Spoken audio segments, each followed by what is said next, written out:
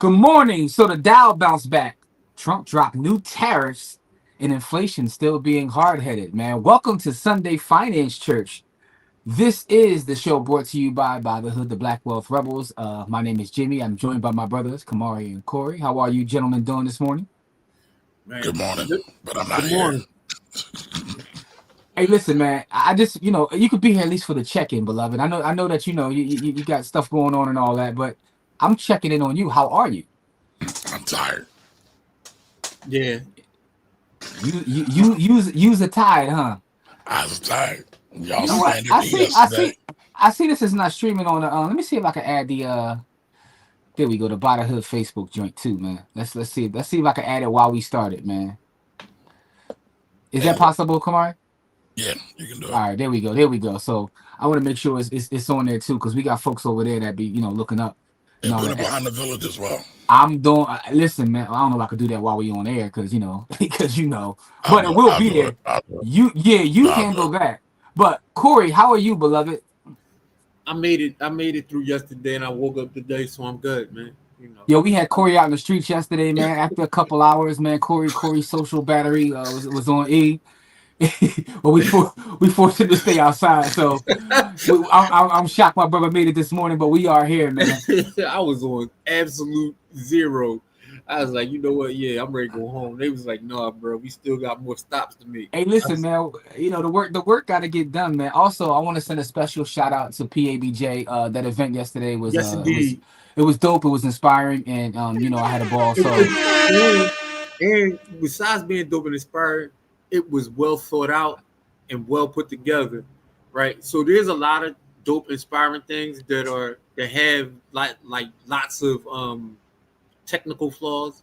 I thought yesterday's event was well put together and well thought out from top to start to finish, and it accomplished the goal that it set out to accomplish, which was to unify and link people together to be able to do things. So shout out to the PABJ for that. Yeah, man. The event was dope. It was the first annual. They're saying it's the first one. It's going to be more emerging media conference. It was held at Community College of Philadelphia. So we had a presence there. Corey was manning our table for us. We got to step our table game up, which we will, by the way. Yeah. But Corey was manning the table. Kamari and I spoke with a couple panels, so we had a full presence there. It was dope. It was a lot of legends in the building too. So the whole conference. I mean, it was Friday and Saturday. So just want to make sure we send a shout out to PABJ, and say thank you for the invite. For our team and whatnot. So that was super dope. I see we got some folks in the building, man. What's up, Kamari? You about to say something? We're all members, so. This is true. We're all members, so. This is true. Hey, Shelby's in the building. I don't know if Corey still has his membership. Man, listen, bro. Unless they revoke my joint, I should still have it. I mean, they might have. Yo, shout out to my brother Karan too, man. Karan came up with a new nickname for Corey yesterday, man. He said for now on Corey is known as 9-7, man. He said because once we got the year 1997, man, Corey just stopped keeping up with technology, with music. That is not true. Corey said is 9-7. He's stuck in 9-7. He's not leaving, man. As the kids say 6-7, we see Corey now. We say 9-7. But Shelby, this is only partially true. It's only true. True. I see Shelby.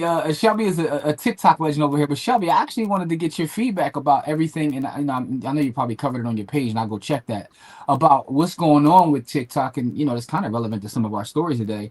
What's going on with TikTok, and will the platform remain the same, or will they F the algorithm up to the point where no one wants to be there? So I would love to get your feedback in terms of what's going on with TikTok. Like, is it somewhere that you're still going to plant your flag, or are you out of there? Thunder's in the building. What's up, Thunder? Finally on time today. Hey, listen, man, we appreciate you being up with us. Don, what's good, Don? Jamil's in the building. What up, though? Detroit's in the building. What's good? Oh man, we got down south. We got East Coast. All we missing is West Coast to check in with us. But then again, it's like 7:00 in the morning over there. So our folks on the West Coast probably not pulling up this morning. Hey, listen, if the Vikings and Steelers can get up, y'all can get up for us as well, man. So what we're gonna talk about today, though, we got new tariffs on trucks. We got tariffs on drugs and furniture. The Fed is fighting itself again, and big tech might be next on the trade list. So it's a lot going on in the world of economics and finance. You know what I'm saying? We're gonna give you the real breakdown though, not a Wall Street. You know, we keep it culturally relevant over here on our Sunday finance show. But let's start talking about these tariffs though. Let's get into the hold up. I gotta make sure I show this. The West Coast is tapped in, so we got the West Coast here. So we are All right, covered West Coast all here. across the nation. West Coast, salute the CT. So we got everybody here, man. We got everybody here. Brand, what's up, Brandon? What's going on? What's going on? How are you? All right. So Shelby said, worry about it if China will accept the BS valuation. A deal is not a deal until both sides sign. I like that. I like that thought process. There we go. So he's saying that as y'all president says, China hasn't officially signed yet, so there ain't no deal. Announcing a deal on one side signs is wild, but it's on brand though, so it is what it is. All right, so we got everybody tapped in. We got the East Coast down, South, West Coast. Everybody's tapped in. You know what I'm saying? So let's talk about these tariffs though, right? The Dow actually went up after the tariffs were announced, right? So he announced, listen to this one, y'all, 100% tariffs on branded drugs, 25% on heavy trucks, and 30 to 50% on furniture, right? But here's the thing though, the investors kind of shrugged it off. The Dow, S&P, and Nasdaq all climbed on Friday. So is it one of these situations where like no one's falling for the banana in the tailpipe anymore? Pause. Or you know, what's going on with these new tariffs, and give me your perspective in terms of why the market reacted the way they reacted. I mean, can I keep it a thou while? Of course. They sick of bullshit. They sick of bullshit, man. Like they like, look, man, fuck. Like, what the fuck is wrong with you? Like, they just like whatever, man. Like, you can do whatever you want to do. We're gonna do what we need to do. We're gonna hike these prices on the consumer. And then at some point, this shit, when you get out of here, we gonna fix all this dumbass shit that you're doing. Like the markets is just sick of bullshit. So that's how I really feel about it. So here's what's interesting, right? We talked about pharmaceuticals, we talked about trucks. So if I'm just looking now, Eli Lilly, Merck, Pfizer, were all up, right? The on the pharmaceutical side, but importers of trucks like Daimler and RH, they took a hit.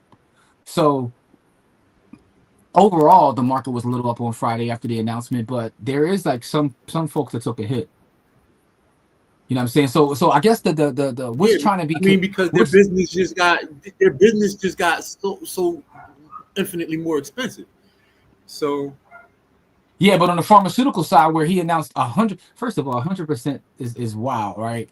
And also, I don't know if you guys saw his his press conference where he said that prices will go down by 1,000%, and I was like, that's not how math works. But anyway, but I guess that the message is clear. He's saying, look, build it here or pay up. You know what I'm saying? Thing is, though, tariffs sound fine until eventually it does start to hit consumers. So are you expecting inflation to rise rapidly with these new tariffs, or what are you expecting, Corey? Inflation is not going to rise rapidly. Prices are going to rise rapidly. So the difference between prices rising rapidly and inflation rising rapidly, right? Mm-hmm. Prices are going to rise rapidly, but I don't think inflation is going to rise rapidly. I mean, you know, yesterday's price is not going to be today's price. Mm-hmm. But I don't think every sector is going to get affected right away. So I don't think inflation is going to rise rapidly. I think it's going to rise, but I don't think we're going to see a rapid rise because I think Jerome is going to put an end to that. I think we're going to get a rate stabilization or rate rise soon. If Donnie don't stop with the BS, I think Jerome gonna fight back. So you know, so that's what I really think. I think Jerome don't like. I really think Jerome don't like Boy at all.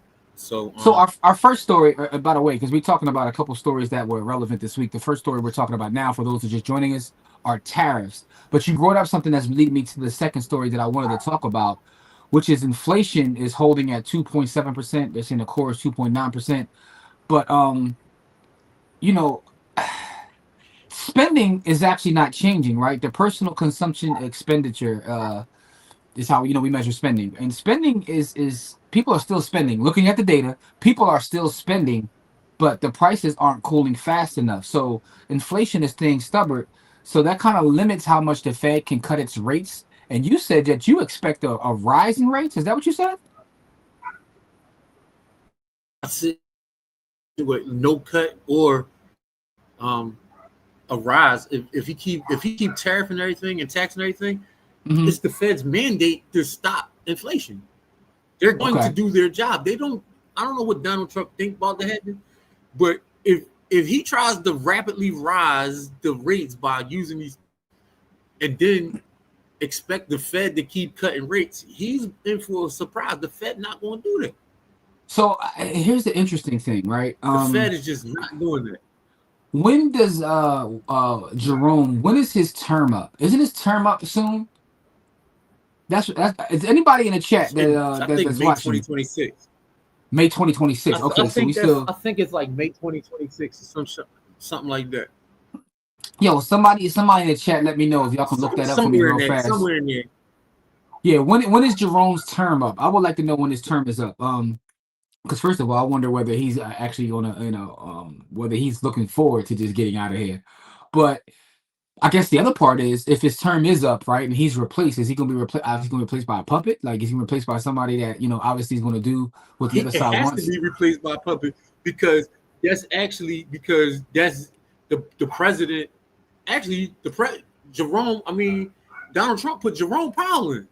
Yeah, he did. But you know how that is sometimes. You put somebody in, and All right, so real quick, I saw a comment in the chat that says "White Boy Jerome." Who is that? All right, so that's the Fed chair, Jerome Powell. There's a running joke on our Jerome content Powell. where we call him White Boy Jerome because we don't know too many white boys named Jerome. Like we just don't know too many white boys. I mean, maybe y'all do. Maybe around our way though, everybody named Jerome look one way around our way. So I don't know, like in your neighborhood, but so that's why it's like a running joke. You know what I'm saying? Like. No, no, no, no, no, no, no, no, no, no, no, no, no. We're talking about the Fed chair. His name is Jerome Powell. So, yeah, the chair. Yes, absolutely. So, yeah. So if y'all can look that up for me though, when is his term up? You know what I'm saying? When is his term up? Blah, blah, blah. All right. So, um, again, people are spending, but prices just aren't falling fast enough, right? So no matter how much you pray, those numbers aren't dropping, yo.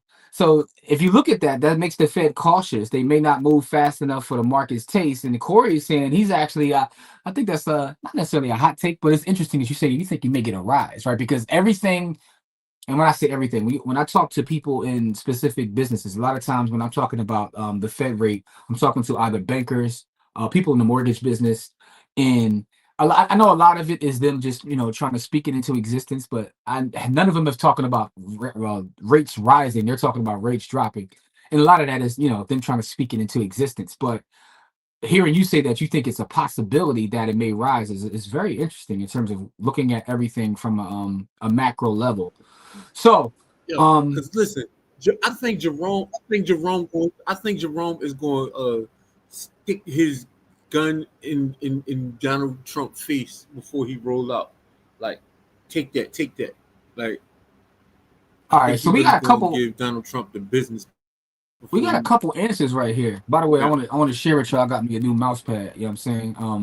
For those who want to see my new mouse pad, I mean, here's my mouse pad right here. But I digress. Because I saw a couple answers in the chat, so let me just get to these answers about when Jerome his term is up. Jamil said that his term is up January 31st, 2026. So we talking, the beginning of next year, right? And Brandon said that's the hoodest name, but it's a civilized white dude. Yeah, it's kind of wild. That's why we deem him White Boy Jerome. Cloud, I'm gonna get back to that question in a second. Let me see Kamari, who's in the chat, says Google says he was reappointed to the board and sworn in on June 16, 2014 for a term ending January 31st, 2028. So is it 2028 or 2026? All right. So we got another 2028. Brandon says 2028. 10 years. All right. So Yeah, I'm trying to figure out Jerome Wiley. What's up, Jerome? Yo, but I thought it was soon. So if it's 2028, that's 3 more years. Well, about two. We almost in 2026 now, believe it or not, which is Hopefully, wild to if it's say, bro. 2028, if it's 2028, then we good. If it's 2026, we got issues. We So, got a lot of issues. So so here, hopefully, so there's a question that we have in the chat. Cloud with TJ says, "Vu," or I like to pronounce it shit. SCHD. Which stock is better for dividends? All right, so a couple things. These are both ETFs, not necessarily individual stocks. They're ETFs. VU is the S&P 500, and shit is a dividend play from Charles Schwab. If we're talking about strictly dividends, I would say shit. And if we're talking about just as a something that you just want to hold one thing, I would say VU. I think there's a lot of overlap between those. But there's also more growth in VU. But see, shit is trying to do a combination of growth and dividends. I know a lot of people who strictly just buy shit and don't buy anything else. But I also know people that just buy the S&P and don't buy anything else. But for me, and again, anything we say here is not investment advice. It's for educational and entertainment purposes only. But if you're asking me strictly from a dividend standpoint, I would say shit. I don't know if Corey has anything different in terms of his answer about that. But for me, if you're asking strictly dividends, I'm going to say shit. I mean, shit is the shit. But go ahead, Corey. You got any thoughts on this?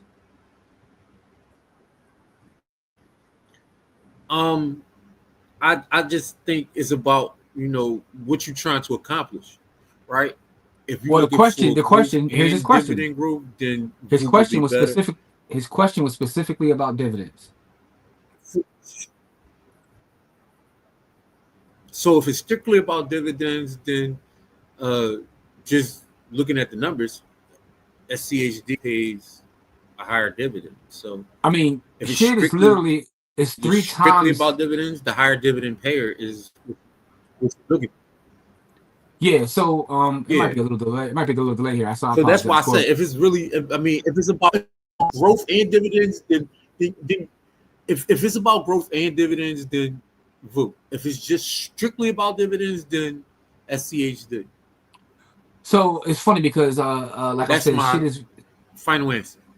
shit is almost three times the amount. If not three times, I don't know it in front of me, but I think it's like three times the dividend from a percentage standpoint than VU.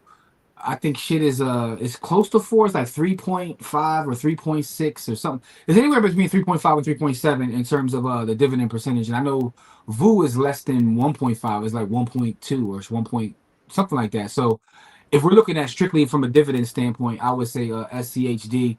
Yeah. But again, I don't think you can go wrong with either holding. Not investment advice. Just want to put that out there.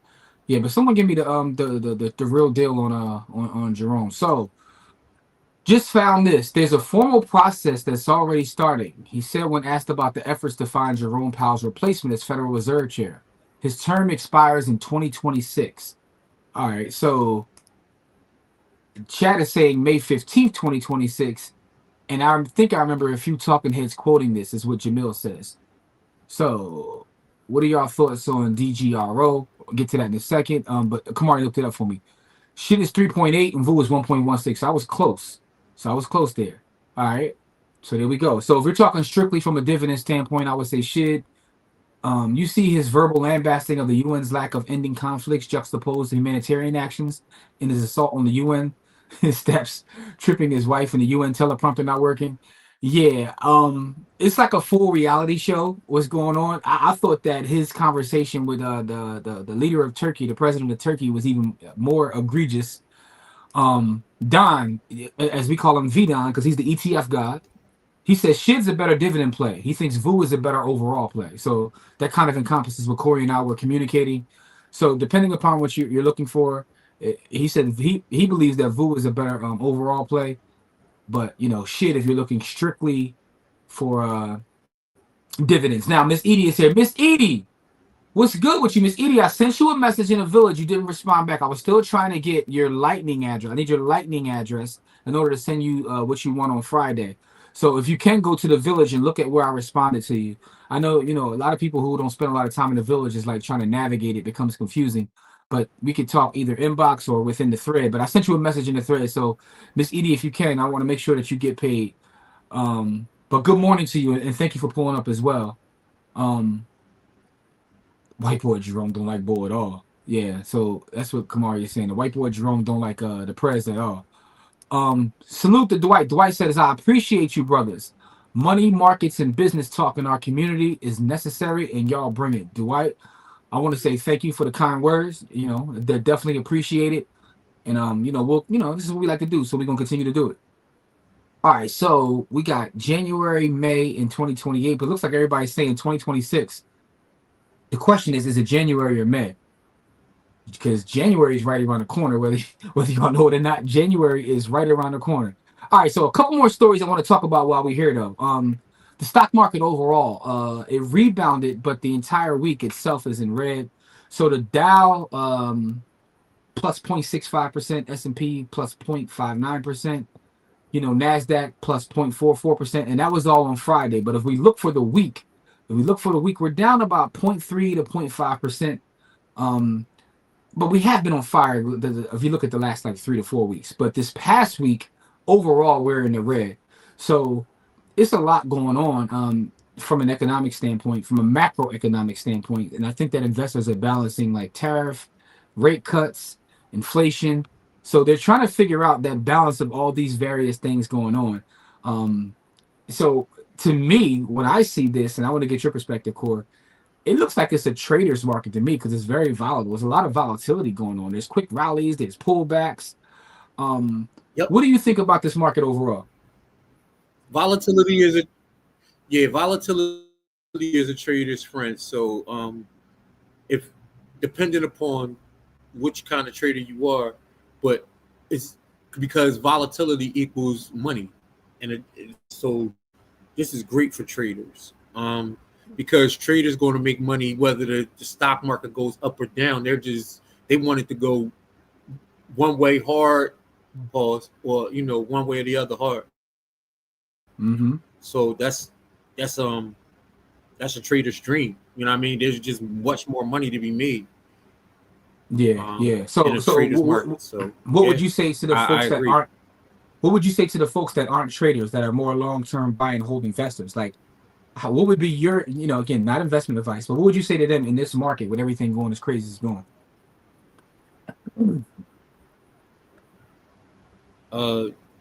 Three things. One, if you believe in your investments, DCR, don't worry about it. Two, if you're looking to do anything, put some dry powder to the side, put a couple of dollars to the side in case, if it go one way, then, if the stocks go down and you believe in, you can catch yourself something out there in these streets. Now you got some dry powder to catch it. Three, you got to start looking into world markets. Like, don't get yourself just caught in American markets. There's a global divestment from U.S. markets happening. Yeah, that's interesting you say that, because I've been getting money in Africa lately, that money man. is going. I've been getting money in Africa lately, man. It's funny you say that, man. So that's what I'm saying. There's a global divestment from U.S. markets in a lot of different spaces, and so you need to start to look at global markets as a way to hedge against that divestment from U.S. markets. Not that you should totally get out of U.S. markets. I'm not saying to get out of U.S. markets at all. I'm just saying to look at other holdings. It might not even be of a foreign market. You might just get into gold, or you might get heavier into Bitcoin or whatever. But don't stick all your eggs in the U.S. basket. So again, I find that interesting as that's all I find it interesting as a thought, right? Because I think that I'm not disagreeing with you, but what I do find interesting is like that advice wouldn't have been great advice over the last couple of decades, because our markets have been going crazy. I just wonder, you know, Diamond Dave told me something a long time ago, and it's always stuck with me. He was like, "Listen," he was like, "If you're a pessimist when it comes to the market, and you're just always a pessimist," he was like, "one day you'll be right, and everybody will forget about all the days that you were wrong, because they're gonna say, 'Man, Jimmy been predicting this for 15 years.' They're gonna ignore the fact that 14 of those years I was wrong. It's just that in that 15th year they're gonna say, 'Man, you've been predicting this.'" So I think about that because, and I think about when you look at What's funny is I'm not pessimistic about U.S. markets. That's the that. difference No, between me and I him is wasn't that I'm saying not no. pessimistic about I U.S. wasn't markets. saying that you were. That's not what I'm saying. I wasn't saying that you were. This has nothing to do like with saying you're wrong. That's why I prefaced it by saying you're not wrong. I'm just saying that when you look at how our markets have been booming, now some will say that they've been held up, like it's not real. But even so, over the last several decades, our markets have consistently just boom and outperformed pretty much everything. So if I just look at, say, gold, right? And there's nothing wrong with gold. If I look at gold versus, say, the S&P 500 over the last like 20 years, and I'm someone that was only buying gold, I missed out on crazy growth, right? Um, so to me, it's just interesting. But I thought about what Diamond Dave said because he's accurate though. I've seen a lot of times when I see sometimes the market will have a bad day, and people are sitting talking about, "I told y'all that the market was going to fall." It's like you've been saying that for 6 years, right? But people will tend to ignore all the time that you were wrong if you're right that one time. So that's all I was saying. But when you talk about other markets, I do Yeah, agree with you that a lot of times we get caught up in thinking that our market is the only market. We're not even the only stock market. There's other stock exchanges across the world. And I do want our people specifically to look at themselves more as global citizens in 2025. I think we probably should have been doing that, but I was doing a lot of reading of some Malcolm's, right, and Malcolm often talked about the fact that we're global citizens. We get so caught up and we forget that we're global citizens, and there's a big world out there and there's opportunities everywhere. So just keep that in mind. So now getting back to the comments as well as the couple more stories we got. Lisa, what's up, Lisa? How are you? Thank you for pulling up with us. uh Cloud with TJ says thanks, we appreciate you. So um Jamil says DGRO in terms of price, holdings, and dividends versus VU and shit. So DGRO, I think that's the iShares. That's the iShares dividend ETF. So I got an unpopular opinion. Um, and my unpopular opinion is based on data, but I want to say this in the correct way because it's going to sound like a hot take. It's not really a hot take though. All right, so here's what I'm gonna say. Just looking at the data, and I'm talking strictly the data over the last, I would say, decade and a half, dividends are overrated. All right, now hear me out. When I look at the data, because of tech dominating our economy, and when I look at the growth of several companies, if I take companies that don't pay dividends and I'm looking at strictly their growth versus companies that are heavily dividend companies, over that time frame, I would have outperformed you. I know a lot of people like dividends because they feel like this gives them the ability to generate revenue or income, I should say, excuse me, income, and not have to sell off their holding, and that's fine. But if we're talking about from the standpoint of strictly growing your portfolio, growing the value of your account, I think we need to like really do an analysis and do some data, look at some data as it pertains to dividend companies versus growth companies. And I'm not saying that you just ignore dividends. Maybe you do a combination of both or some sort of hybrid approach. But I talk to a lot of people who are only focused on dividends. They're only focused on dividends. Now, if you're in retirement and you need that income to survive, for sustenance or whatever you need it for, that's a different story. But if you're just talking about building your portfolio, be careful going all in on dividends because you'll miss out on a lot of growth of companies that don't pay dividends, right? So over the last, let's say, 20 years, if I would have held Amazon and you're just like, buying Coca-Cola because you just want heavy dividends, I'm pretty sure I would have had a lot more money in my account, all things being equal, right? And I'm not just cherry picking because I can do this day in and day out. I can go a growth company, you can go a dividend company, and 9 times out of 10, I'm going to have more money than you over that period of time. However, just to get back to your question, because your question was specifically about that holding. Um, what I would say is look at the expense ratio. I think the expense ratio on that specific ETF isn't that high. Um, but I gotta see what the holdings are. I know they have a lot of finance companies in that. So It depends upon where you see finance going. 'Cause I know they're heavily weighted in the finance sector. Reason being, finance companies tend to pay dividends. So for me personally, though, I don't care about none of them. I'm trying to get as much money as humanly possible. If I'm looking for cash flow, I'm not looking into a lot of those companies. I probably would go REIT or buy an actual piece of real estate for cash flow. All right, so Thunder says, what's the young brother's name that's building his country in Africa? Is there any way to invest in things like that?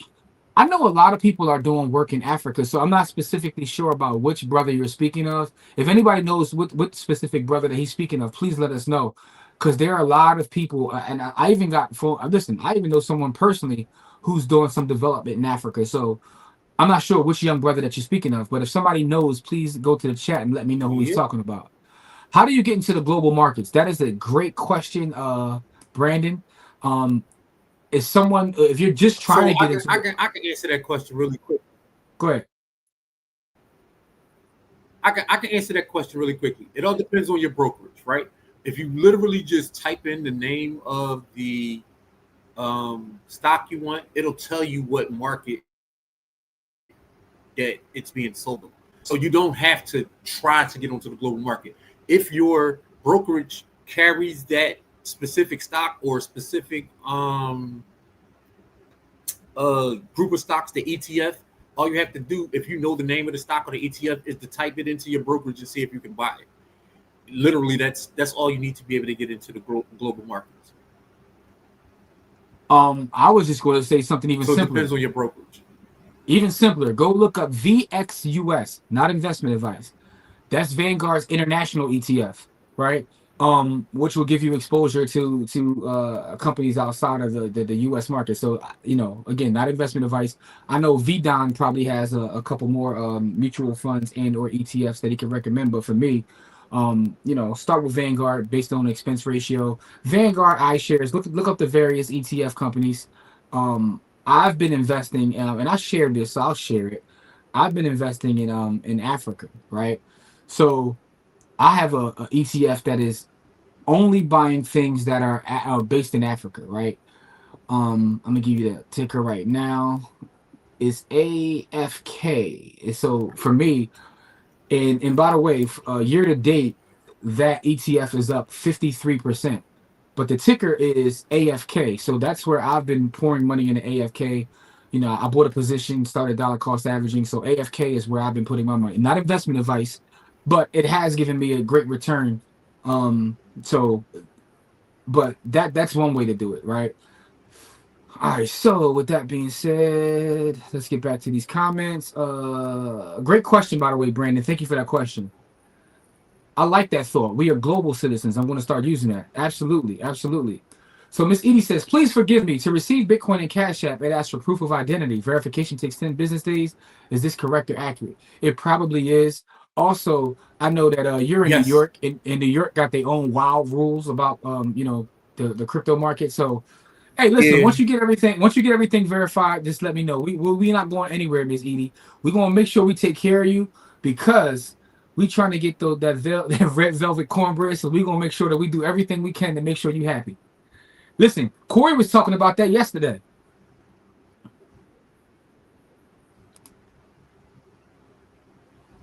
Kamari said, what Malcolm was I talking about? Oh yeah, we got to get some of that red velvet. Yeah. Kamari said Malcolm did not care about patriotism at all, right? Listen, Malcolm said the earth is my turf. He didn't say those words. I'm not quoting Malcolm, but that's, I'm paraphrasing. All right, so Jamil says, Jamil says, I remember you saying that it's because of tax growth. Dividends are overrated. People get upset when I say that, but again, I'm only looking at data when I say that. And I think that, and this is something again, right? I watch a lot of documentaries. There's a great documentary on the building of Wall Street, and they go from the literal very beginning to now. They leave out the slavery market, but that's for another show. But I think that it's interesting that when something is working or something works, people are so afraid to go and look at the data and go a different way.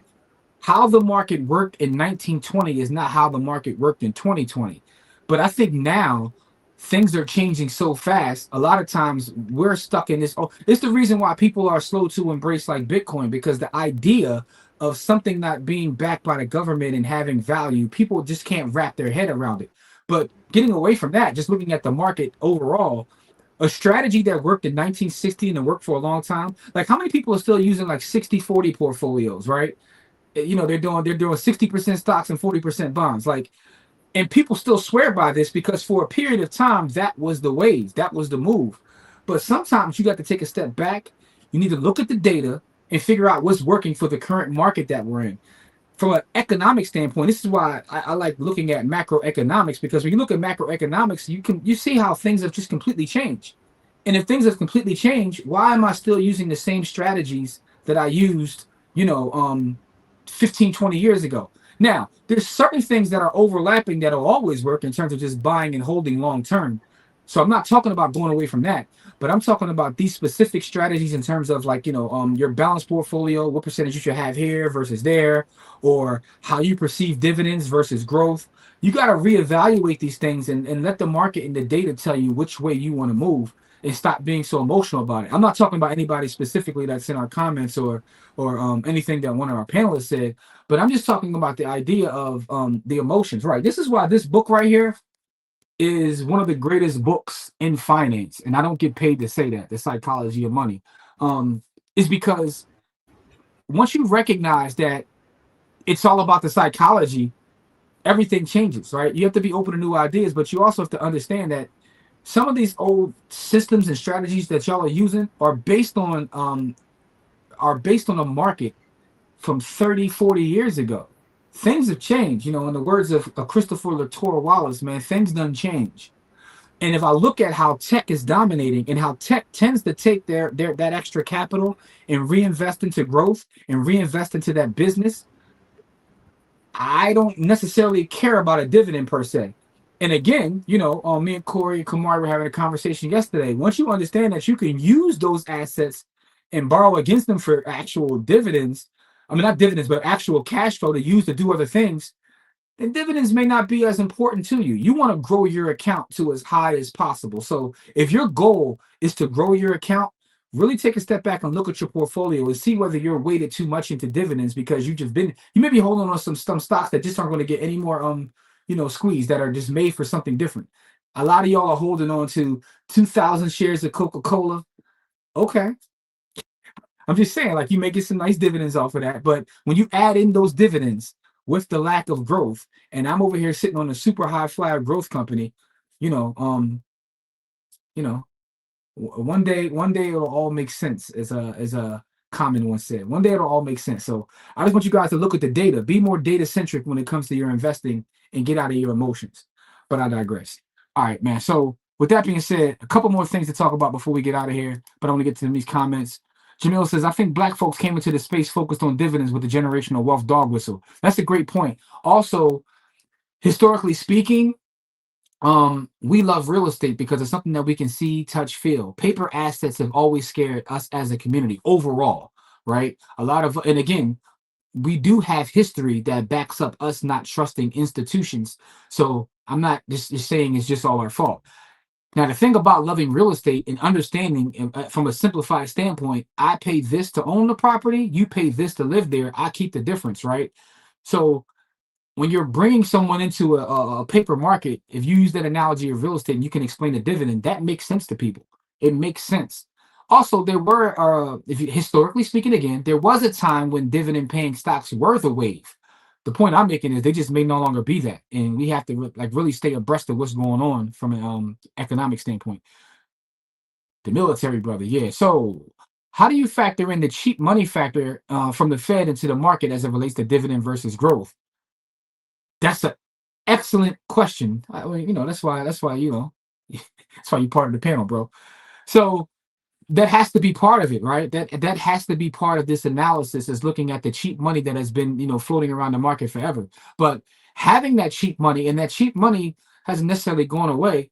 I was telling someone the other day, when I first got into real estate, when I first got my license, the rates, you were lucky to get a rate that was less than 10%. In fact, if you got a rate less than 10%, it was almost like time to throw a party. So we have to stop looking at how things were 3, 4, 5 years ago and just take a bigger look at everything. Sometimes you gotta zoom out. I'll say let's zoom out. And I say when you zoom out and factor in the fact that so much cheap money has been flowing into the market, that's why it enabled that growth to be what it is. So the question is, how much longer will there be cheap money? And will there be more cheap money? Because if it is cheap money, I expect growth to be what it's going to be. You know what I'm saying? There's a couple stocks I was looking at the other day. I forgot the gentleman's name. I like his content though. We talked about some of his videos before. It's a white guy on Instagram who does this thing on all his videos where he like points at, if you would have bought this company 5 years ago and bought this company 2 years ago. I don't know his name, but I do like his content. So shout out to him, whoever you are. But he had put up a one the other day. It was like companies over 1,000% in just the last like 3 years. Like there's companies the last 3 to 5 years that are up over 1,000%. None of them pay a dividend. You know what I mean? And again, it's easy to cherry pick. But the point is, and Don is in the chat, so Don will tell you, some of these growth ETFs are doing numbers too, where you don't even have to worry about picking the right player. You just pick a growth ETF and you're going to do numbers. You know what I'm saying? Ibrahim Traore, right? Ibrahim Traore from from Burkina Faso. That's where my family is from. For those who know, I did my ancestry and not my ancestry, my African ancestry. You know what I'm saying? So, I found that out right before I found out who Ibrahim Traore was. But salute to Ibrahim Traore and the work that he's doing. I pray for that brother often because, me and Corey were having a conversation yesterday. He was talking about some of the studying and reading he's doing. And he was talking about how many of people he discovered who weren't willing to take the West money to try to build infrastructure in Africa. And I'm like, so what happened to these folks? He said they killed them all. It's not funny, but it's a fact of history. And a lot of those names get left out of history. They don't tell those stories. But, so I pray for Ibrahim Traore often. So Don says, and again, this is Vidon here. This is the ETF specialist we got. Better off focusing on growth during the accumulation phase and moving into dividends afterwards. That's kind of what I was saying. If you are someone who's closer to retirement, then maybe your situation is different. But if you're about building right now, you're building your portfolio, you're building your assets, then maybe you do want to focus more on growth. You know what I mean? So Jamil says, one of my homies is focused on VOO for him and his wife, but DGRO for each of his 3 children, ages 4, 10, and 16. Never heard of it until it's weak and it's, promised to ask your educational insight, not advice. No, that's no problem at all. So what I would say is if he's focused on his kids, not investment advice, I still will look more into growth because they even have a longer time frame than he does. To me, if him and I don't know his age, but if he's nearing retirement or close, he may want to focus on something more dividend based. But for the kids, I'm going full growth. I have a great nephew who I started a brokerage account for the day he was born, and he'll be 6 months next week. Or he actually just left here. He'll be 6 months next month, rather, not next week. He'll be 6 months on the 14th. And his portfolio was made up of 3 things, and we going and I would say about 75% of it is strictly growth. I'm trying to grow it so by the time that he turns 18, my goal is to have a minimum of 6 figures in his account. Because I think about if you turn 18 and you got a 6-figure stock portfolio, how different does your life look versus a lot of us who are first generation wealth builders. So I'm focused strictly on growth because listen, he has 18 years to get it correct. He's not even 1 yet. He has a long time to get it right. So we're gonna focus on growth. And it's 3 ETF. I'm not even I don't have a lot of holdings. He has 3 holdings and all ETFs. You know what I'm saying? And keep it simple, but be consistent and be disciplined in terms of contributing to his account. I got him set up on a DCA and we're gonna let it ride. So Amor said, is he speaking about Ibrahim Traore, president of the African country Burkina Faso? I believe that's who we're speaking of, Ibrahim Traore. So thanks. I appreciate you. You received the red velvet cornbread. We will congratulate. Hey, listen, Miss Edie, that's what we're gonna do. That's what we're gonna do. So Jamil says, how many folks invested in mutual index funds outside their 401ks? ETFs are moving the retail market. So Jamil, I'm gonna give my brother Kamari credit. I'm gonna give him and Courtney credit because they gave me a crash course years ago because I was one of those guys who had actual mutual funds outside of any sort of employer plan, and they broke down to me the not only the liquidity but the taxes and how it was more tax efficient to own an ETF versus a mutual fund. So I'm gonna give them credit, but I'm also gonna give myself credit. I'm gonna give myself credit because I was willing to listen to them, listen to their counsel, and take their advice. So I'm a strictly ETF guy, right? But a lot of times when you look at the mutual fund market, there's generally speaking, and specifically with Vanguard, as well as like some of the other big players as well. There's always like an ETF equivalent of a mutual fund. You know what I mean? There's an ETF equivalent of a mutual fund. So just check for the ETF. You literally can Google whatever that mutual fund is, ETF equivalent. Or as a Kevin Garnett says, equivalent. Never mind. For those that saw the clip, you know what I'm talking about. Coca-Cola. Okay. I was, I'm not trying to throw any shots at anybody, right? Because Coca-Cola, by the way, and I told the story several times, the two first stocks that I ever owned, all right, and at the time you had to buy 100 shares, was Coca-Cola and McDonald's.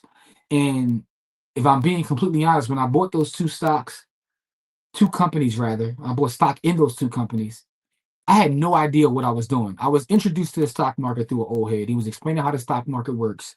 And I'm looking around, and I'm from Germantown, right? So I'm in Germantown or Shelton looking around, and every store sells Coca-Cola, and there's a McDonald's right there. So those are brands that I actually know. So I went with brands that I know. I knew nothing about reading their statements. I knew nothing about their books.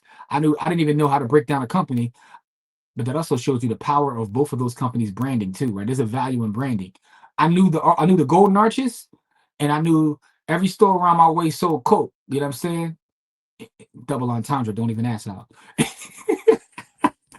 All right, so all right. Kamari and Corey left me here, so I'm enjoying myself. This thing turned into one of my podcasts. But anyway, the problem is most people don't have financial plan. They're just buying holdings that they think are sexy, but not holdings that serve their objective. That's also true. And listen, I ain't naming no names, right? But I've had people that tell me, I'll say, "Why? How did you get those companies in your portfolio?" And they'll say, "Fill in the blank on Instagram said it was a good buy." Listen, it might be a good buy. I just want you guys to make better informed decisions. I think we should spend more time working on learning than just just going around and grabbing things for the sake of grabbing things. I'm glad a lot of us are getting into the markets. We're taking investing seriously, but we need to really if you're going to be in the market, study. And if you're not going to study, just go buy VU and then mind your business. You know what I'm saying? The reason why I think that most people should probably just read like the J.L. Collins book, The Simple Path to Wealth, and do that is because I know that his strategy works for someone who's not willing to put in the time, effort, and energy. So I honestly believe that his strategy, which is why I love his work, I think it works for most people. But I also know there's some of us who really want to learn and understand. The thing I love about the market in general is that the market is kind of like a reflection of life. I see the world through the market. Anything that happens from a political standpoint, I can see in the market. Even things on a micro level here, I could see it reflected in the market. So to me, studying the market is really about studying life. It's the reason why I love real estate and land. It's kind of a study of life. It's not just about that asset. But most people don't have time, right? We're caught in a system where we don't have time. So most people are better off investing in themselves, finding out how to make more money, and just follow the simple path to wealth. And I think that'll serve most people, not investment advice. Also, I'm not going to Oracle of Omaha, but folks think they're going to live off of BAC and KO dividends, not realizing he was early to the table. There's a lot that people don't understand about Warren Buffett. If you actually read about some of his books, a lot of his stuff is marketing. He's marketed as this wise old oracle, this grandpa figure. He's really a shark, and he's taking advantage of a lot of things in his journey. Not to say that he's not a great investor, because I think the one thing he has that most people don't have is patience, right? Patience is more than a virtue. It's an actual skill. Having patience is a skill. Hey, listen, this is my guy right there. Diamond Dave, I was just talking about. I was talking about some game you gave me years ago earlier, and then you go in the chat. Salute to Diamond Dave. He says easy money will drive more speculation into unproven companies that do not pay a dividend. That's part of what we're dealing with today, right? We're dealing with a lot of money, and as they call it, dumb money coming into the market, right? And also, a lot of companies are not even paying dividends at this point. You can sell cover calls to generate income on shares that don't pay a dividend. That's also true. And you can even do a poor man's cover call. I got some poor man covers call on some 2027 SPY right now that's paying a little bit of income. So there are other ways to generate income. This is absolutely true. There's so many ways that you can use assets in the market, which is why a lot of people believe that the stock market is the best way to create wealth. We were having this conversation yesterday about like using your portfolio to literally as leverage to borrow against. And if people knew, once you build up to a certain level, the way you can do that, because that's always the argument for my real estate folks. I could borrow against my real estate, do this. I'm like, I can borrow against the stock in my portfolio too. And a lot of times I don't need the same credit. I don't need to be credit worthy as you do. Again, I had a client in the past who went through a divorce. I'm not naming names because I don't do that. But he owned a bunch of property and he fought to keep his property in a divorce, and he kept several rental properties. But through the divorce, it was a bad divorce where both of the parties were trying to hurt each other. So they were doing stuff like, oh, that's in his name, I ain't paying that bill. Oh, that's in her name, I ain't paying that bill. So they ended up getting divorced, but they ruined each other's credit in the process, right? So, we can have a whole show on like, if y'all getting divorced, y'all ain't got to like try to hurt each other. But anyway, I say that to say this. He owned a bunch of real estate that he was able to keep in his divorce. And he was trying to get himself back together. He was like, I own a couple $1 million in real estate. I want to borrow against it. It was difficult for him to get a loan because of his credit, even though he had millions of equity. So imagine having millions of equity in something that you're not even able to tap into. That's one of the things about real estate that sometimes can be frustrating, is like the fact that it isn't as liquid as, say, the market. But hey, appreciate the super chat. More. As always, great consistent content. Thanks for sharing this Sunday.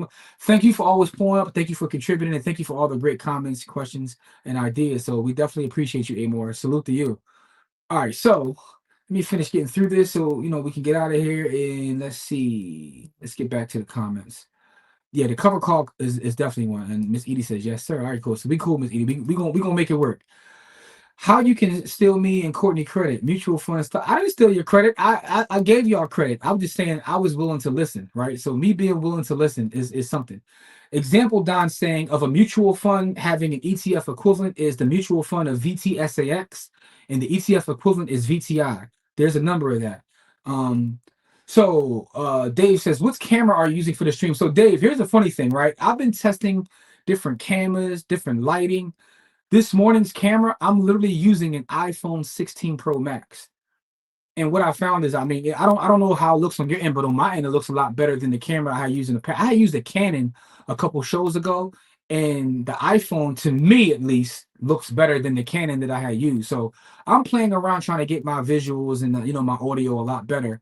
But right now, this morning, I'm streaming this literally from an iPhone, with my soundboard setup and whatnot. You know what I'm saying? So that's what's going on. I still don't know why I got the soundboard working correctly, but we'll see. Double entendre, I caught that. All right, Miss Edie, I'm just all right. Poor man's equals synthetic. Yes. So that's a different term for it, Jamil. Some people call it synthetic, and some people call it poor man's cover call, but that's basically what we're talking about. Yes. Oh, I appreciate that. Kamari is saying that it does look better, right? So yeah, I'm just testing out different cameras, trying to, I'm trying to get like Kamari Co. I like Kamari's lighting and all that, but Dave, one of the funny things that I find, because I've been doing streams and also just recording myself trying to figure out this thing, is, and I got to get better at this too. A lot of times it's the lighting. I was talking to my brother Karan yesterday, who's a professional photographer and videographer. And he was breaking that down to me too. He said a lot of times we focus on the camera when it's really about finding the proper lighting, because a lot of these smartphones in 2025 have very powerful cameras, but what you got to figure out, and I'm still working on, because I thought that my camera was terrible. I tried something different on Friday, and looking back at Friday's stream, I thought it was terrible. That's why I said, let me try the phone again this morning. But what I realized on Friday is my lighting was this terrible. So I got to figure that out, but it's a work in progress though. It's a work in progress. Personality. All right. So listen. So this morning we talked about inflation and how inflation is, kind of still in a problem. So, the Fed is having issues in terms of making that decision. We talked about the tariffs that are going on. with the president announcing new tariffs and trying to figure out how to use that as a market. We talked about a lot of things. We talked about dividends versus growth. Shout out to everybody that pulled up on the live stream. The only thing I want to leave you guys with is this. As we move forward, if you're not willing to do the research, right, it's okay to say I'm not willing to do that and just to buy an ETF. I think that all of us need to be invested in the market. There's too much money flowing back and forth in the market, not investment advice. But I think that as a people, more of us need to be invested into the market. However, I think that sometimes it's about taking the simple path and just buying a couple things. Like Don preaches this, like simplicity. Don is the ETF guy, buys ETFs, but Don has reached financial freedom just by being disciplined and consistent. So if we work on our discipline and our consistency, even taking a simple path to wealth, you'll get there. It may take a little bit longer, but you'll get there. The other point, there are some of us, right? There's some of us who are willing to put the work in, willing to learn the markets, willing to learn how to trade. And there's nothing wrong with that if you're willing to put the work in, but you have to be honest with yourself. Like, you know what I'm saying? So being self-aware is absolutely imperative. Cloud with it. Appreciate the super chat. From my perspective, why the stock market investing is not taught in school. You know what, TJ, this is an excellent question. We probably could do a whole show on this because someone from the school district, and I told the story several times on the show, I actually fought to have it in schools years ago. I'm talking 15, 20 years before it became cool on social media. I don't even know if Instagram was around then when I was doing this. And I always tell the story because it's interesting how I actually got a seat at here in Philadelphia with the board of the school district. How I got that seat was, again, networking. Bill Cosby saw some of my community work. Y'all can say what y'all want to say about it now, but what I'll tell you is, he saw some of my community work. I couldn't get a seat at the table. He said, I see what you're doing. I'm going to walk you in there. He had so much juice back then in Philadelphia that he physically walked me in and got me a meeting with the school district. And I had a proposal I've written out about teaching personal finance in school. And, they played me. They told me it was great. It was smart. They were going to work with me and get back into it. They gave me the Hollywood treatment. I say that to say this. I got a call recently, 2 weeks ago. They're talking about making it mandatory in Philadelphia schools. But the crazy part about it is, over this last, say, 2 decades, I think I've done a 180 on whether it should be taught in school. Now, maybe some fundamental things should be taught in school, but the problem I have is I look at how most of these schools teach history, and I wonder, when they teach personal finance, what will the curriculum look like? Are they going to teach our kids to be consumers, right? Are they going to, I'm worried about what that actually looks like. So to me, I think that it's up to us. And when I say us, I'm not just talking about, us here in Philly, all of us, everybody watching the stream, it's up to us to teach the youth.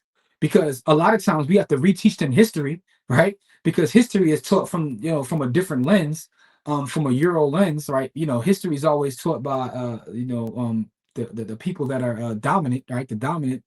So I think that we have to be careful. I do think there can be some fundamental things that are taught, but when you dig down into finance, first of all, personal finance is personal, as we always say, and as Pastor always points out, personal finance is personal.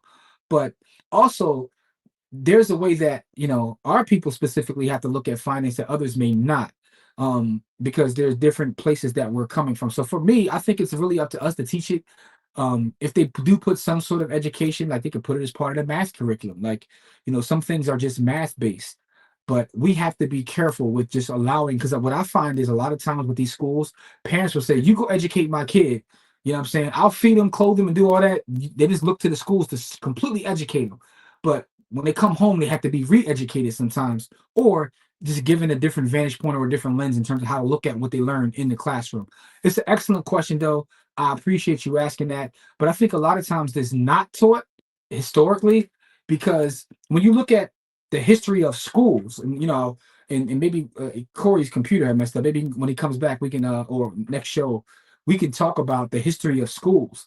But schools were meant to teach us to go work or to be laborers. It wasn't meant for us to build wealth. School was never anything that was built. If you talk about capitalism, like, we were the capital. We were going to school to figure out how to go work out in the fields or the farms, or what I'm saying. So the history of schooling isn't for us to kind of get ahead. Now things have changed, right?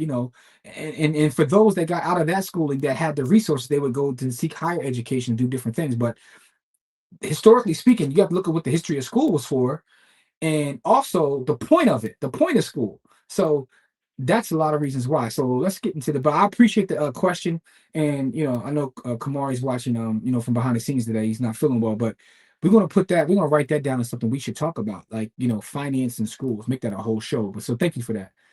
Dr. Cosby doing his part. Yeah, he absolutely did that for me, right? And I don't have a picture up here. Kamari likes to share the picture on social media to laugh at me, because the day that he walked me into school, we actually have a picture together, standing in front of the school district where he walked me in. But once all the crazy news like popped off, it became a lot of my friends like went to my page and saved that picture, and they use it in their group chat jokes now. So it is what it is.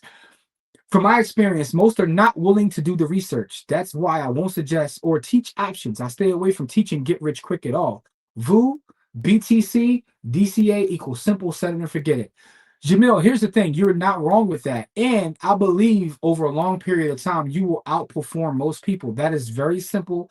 It's very understandable. And now you can just focus on getting more income, working on your skills, whatever you do to make more money. So it's nothing wrong with that. Also, you're self-aware. You're self-aware.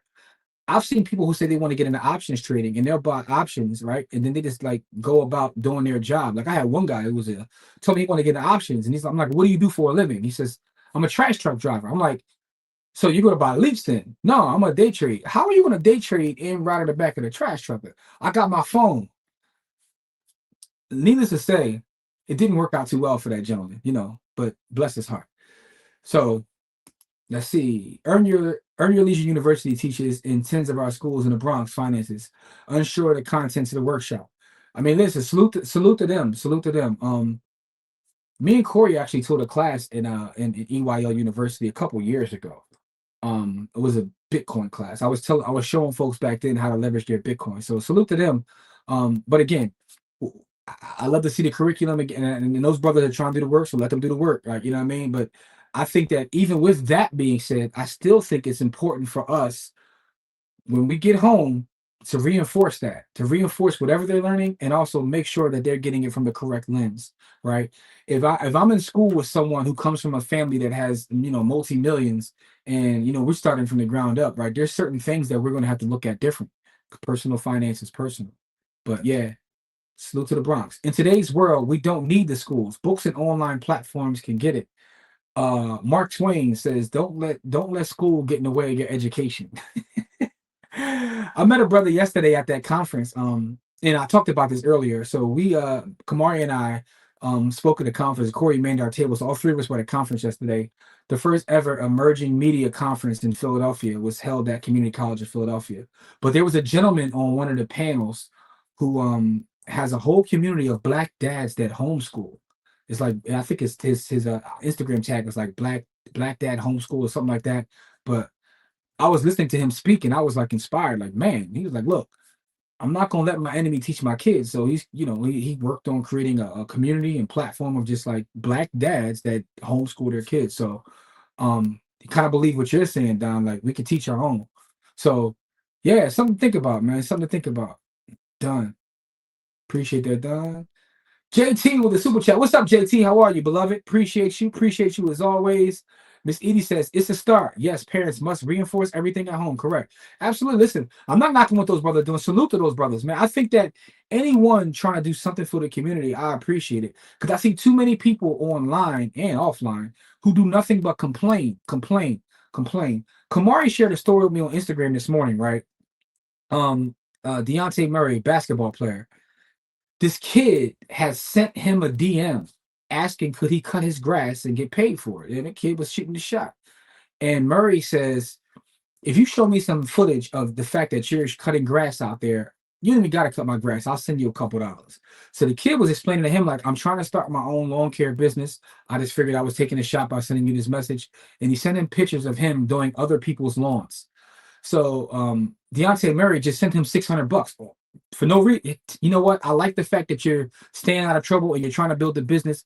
Here's $600. So me and Kamari's like, oh man, that's dope. He just sent this kid $600, trying to keep him out of trouble. The fact that the kid was trying to do something. So I go in the comment section. Yo, some of y'all are just like, some of y'all are just hateful. a lot of the comments were like, he has $100 million contract. What's $600 going to do for someone? He needs to send more. That's not enough. Like, who does he think he is? Complete negative. I thought I was going to read the comments and have me a feel good moment. People like, oh man, that's dope. Way to help the young brother out. No one in this world owes you anything, right? I think a lot of us have to get that, understand that, right? Now, I think with great power does come great responsibility. I agree with Uncle Ben to a certain extent. But once you understand that nobody owes you nothing, right? And if anybody does something for you, it's out of the kindness of their heart. I mean, come on, man. But a lot of y'all are miserable, dog. I see like some of the most positive things posted online, and then I go to the comments, and it's like people will find a way to take a negative stance on pretty much anything. The one story I always tell in reference to this, I saw someone, right? Years ago. It was on Facebook. And someone was like, I love my mom. My mom has always been there for me, salute to my mom, blah, blah, blah. And in the comment section, someone said, you act like your dad is in your life. Your dad is in your life too. Why you ain't say you love him? I'm like, y'all will find a negative in anything. So I say that to say this: when someone is actually trying to do something in the community, in their building, like in teaching in the school, whatever, I salute all of that, because in my world, maybe I need to cleanse my timeline. I need to follow more I need to follow more than pages where they say, hey, give me $5 and I'll give you what's in this box, and then they end up taking them to I need to follow more of those feel good pages that all seem scripted now. But because my timeline got a lot of negativity. So what is that saying about me? Anyway, y'all, let me get back these cameras so I get out of Ant's in the building. What's up, man? Appreciate you, Lake, but you here. Lake was still great. You know what I mean? Shout out to my man Flossie Carter. My kid won't attend school until high school. We getting the NIL. I'm mad at you. NIL changes everything, man. Next week, will you touch on borrowing against your portfolio for non-stock investments, real estate and businesses? Also to purchase primary residence, circumventing traditional financing. So, Jamil, before I get out of here, are you asking about borrowing against your stock portfolio? I just want to make sure I'm clear so we can prepare for that, because that's something that this is what you want to hear about.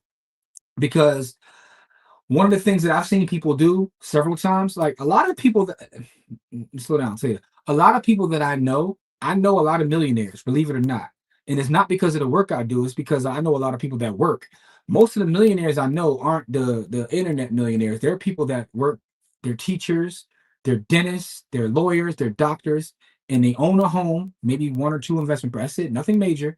And they have some sort of like 401k, 403b, 457. But one of the plays that I've seen a lot in working as a realtor, I have a lot of clients who are teachers. One of the plays that I've seen a lot is a lot of teachers have 403bs, and they'll build them up over time, and they'll borrow against their 403b to buy a house. The house will appreciate. They're paying themselves back in their 403b, and their 403b is tied to S&P or whatever it may be, and that's grown. And I've seen a lot of people hit six-figure millionaire status just by doing that alone. So I was just trying to figure out whether you were speaking specifically about stock or maybe like some sort of deferred compensation account. But we could talk about both, actually. I know it's dangerous, but I've been going down the borrow from yourself rabbit hole.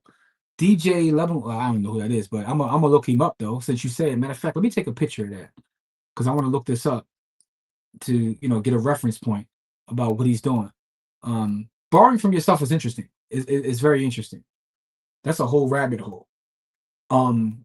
I once I studied with a guy by the name of Douglas Andrews. It's a pale gentleman who wrote a book called The Last Chance Millionaire. I flew out to Utah, studied with him, and his whole thing was borrowing against yourself.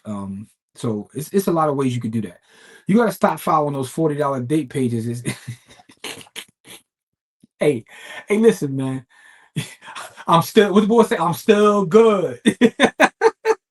I definitely got to clean my algorithm. I think it's one of the reasons why I end up on TikTok, because I think my TikTok has the cleanest algorithm. I blame a lot of y'all though, and a lot of y'all watching. We friends on socials, and y'all be sending me stuff, man. So a lot of time when y'all send me stuff, I click on it. Y'all be screwing up my algorithm, man. Oh, I got it. Yes, in BTC. All right, so the BTC borrowing against your BTC is very interesting too. We can talk about that. We'll talk about that, Jamil. We'll talk about that, because I've personally done that. I've borrowed against BTC to buy real estate and then refi the real estate and pay back the loan on the BTC. I've personally done that. Oh, we said that's Vlad's last name. Oh, Vlad the Butcher. I didn't even realize. I don't even know. I don't know his name. Is his name Vladimir? Okay, whatever you said. Maybe that's his name. All right. I noticed last night someone sent me a clip. He had Takashi on there, and I was like, "Oh man, here we go." But I'm gonna end up watching it. I ain't gonna lie to you. I'm gonna watch it because Takashi is messy, so I'm gonna watch it. What's up? What's up? What's up? All right, so what's on? Yeah, definitely a crazy town. That wasn't me. Ant brought that up, man. But the algorithms are crazy because like you go down the algorithm watching one thing and you just get caught in it. I told y'all on Friday, I got caught in the algorithm last week where I was watching a bunch of content about black people who were from Ireland.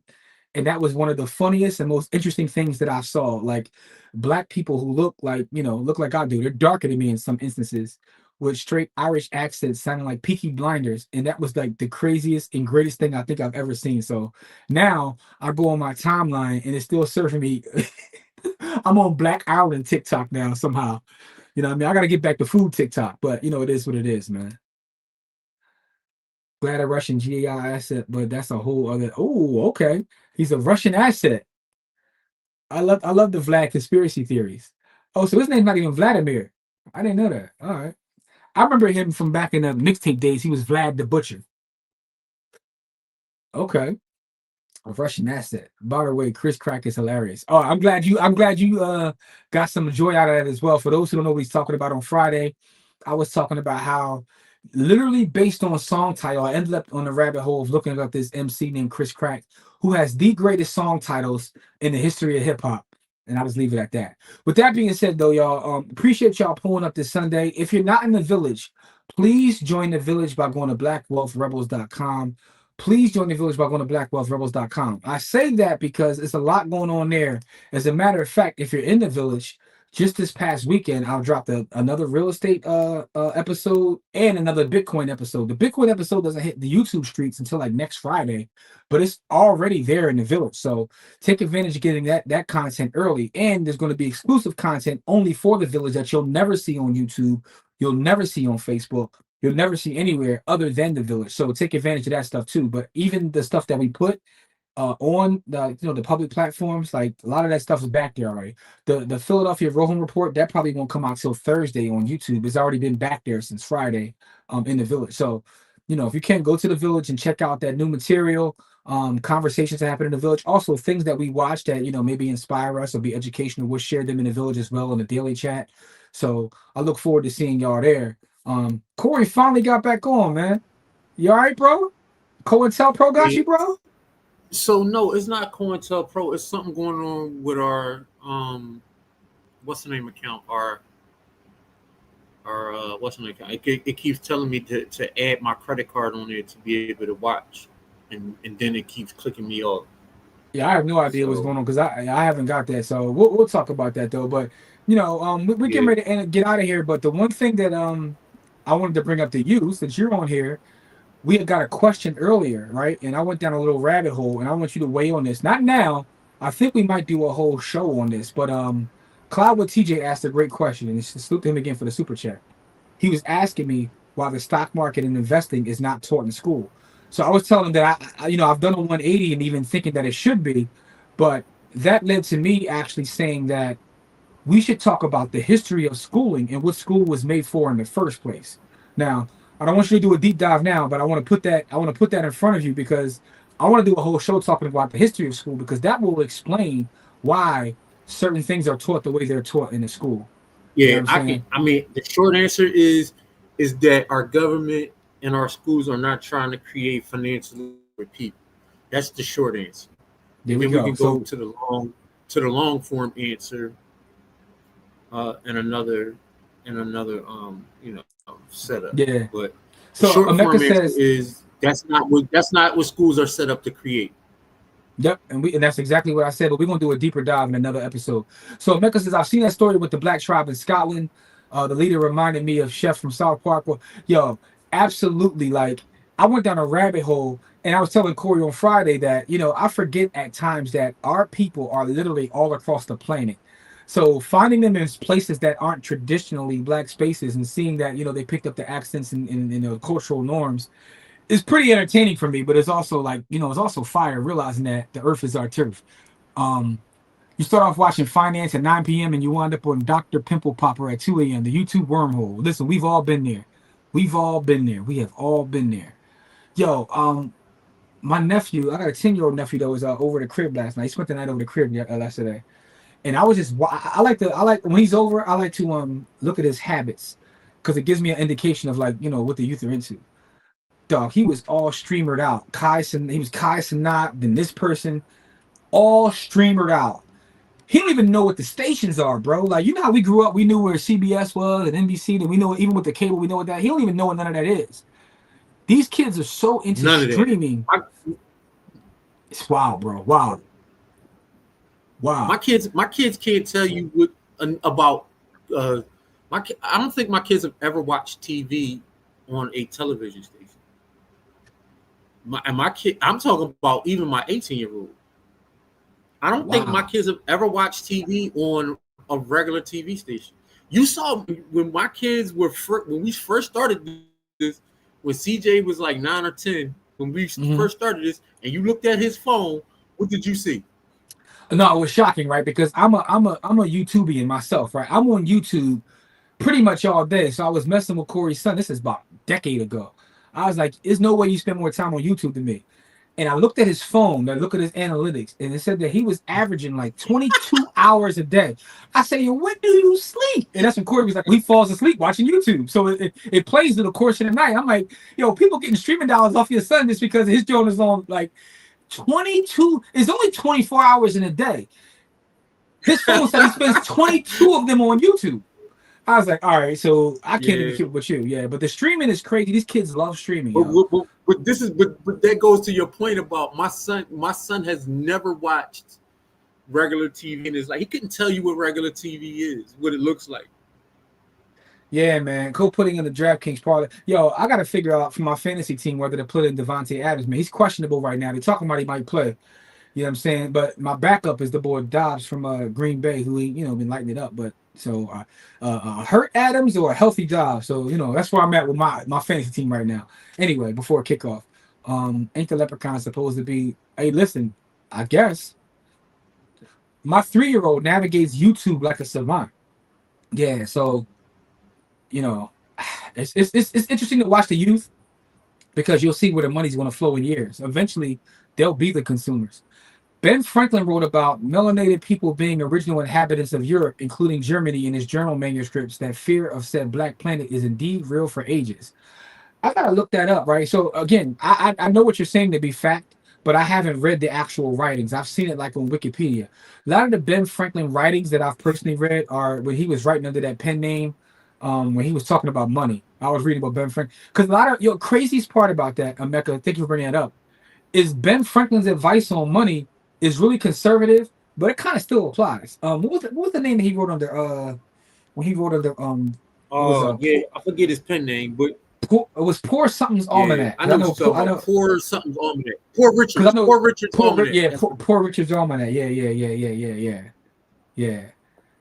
Hey, $13 a month. That's YouTube. Listen, bro. I'm locked in at like $6.99, and that's why they got me forever. So it's kind of it's a gift and a curse.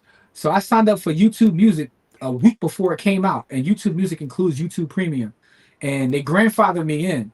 But the problem with being grandfathered in at a certain price is they tell me often. I'll get an email, hey, if you ever leave, you'll never get this again. I'm like, you don't gotta remind me. You low key bullying me, but when you get locked in with a grandfather, it's the reason I've had. It's the reason I've had T-Mobile since like the late 90s, the late 1900s. I've had T-Mobile because I'm locked into like some grandfather stuff. So they low key got you because if you leave, you ain't never getting that price again. If you're not putting up 18 hours a day on YouTube, you behind, bro. Yeah, man. Like I can't, these kids, bro. These kids in this streaming, like, and I know Kai Cenat and all them from being on like Twitch and all that. Like he was watching Kai Cenat on YouTube. I'm like, so hold up. He repurposes his stream on YouTube. So that means he's getting a check here too? Yeah, man. Listen, I want to salute all the young boy streamers because they tapped into something and they are running the bag to the moon. And I'm not an old head hater. I congratulate them. I want them to get as much money as humanly possible, just to be wise with it and, to continuously give, man. Because I've seen what's the young boy's name? The Speed Boy, Actual Speed. I've seen him do some dope stuff with the money that Yeah. he's generated, man. So I want to salute all the young boys who found their waves, because these kids, bro, they love the streamers. They love the streamers, man. You know what I'm saying? Kai just hit 1 million subs on Twitch. That is bonkers. So my question is this, right? Let's pocket watch real quick. 1 million subs. What is his average price point for his subs? I don't know his tiers and all that. Like, it's probably at least $5, right?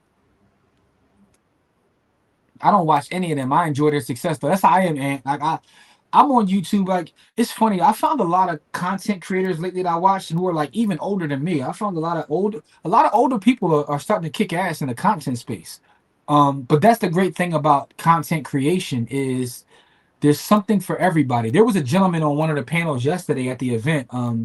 His name is Josh Eats Philly, and he's a guy that just goes around Philadelphia eating food and sharing his stories. And dude got several 100,000 subscribers, and he was talking about turning that into a business, and he's a brother too. So I love to see people just create something out of nothing, like literally pick up your phone and now you have a whole entity. To me, that's dope. They said he's bringing in over $1 million a month. That is ball player money. Yo, it's a it's a clip. He had the boy Actual Speed had Kevin Durant on his joint, and Kevin Durant was like talking crazy to him, and he was saying like, I'm gonna share this, something about I'm gonna share this on my IG, and he was like, yeah, all right, whatever. How many followers you got? And then that's when Kevin Durant realized that boy got like 16 million followers. He was like, hold up, how you got more than me? Yo, so these athletes, listen, these streamers starting to get more bread than y'all, yo.